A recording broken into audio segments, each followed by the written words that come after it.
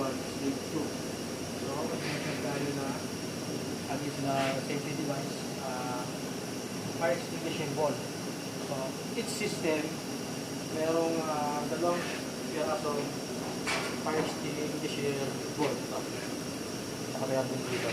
Then, meron ako nilagay na maintenance record para sa PMS, saka EV-cable installation test result nung na IR test ako. Kaya nandito sa loob ng cabinet. So, almost done na. Pati sa solar panel sa taas ay nakapag-install na kami ng almost 60 panel.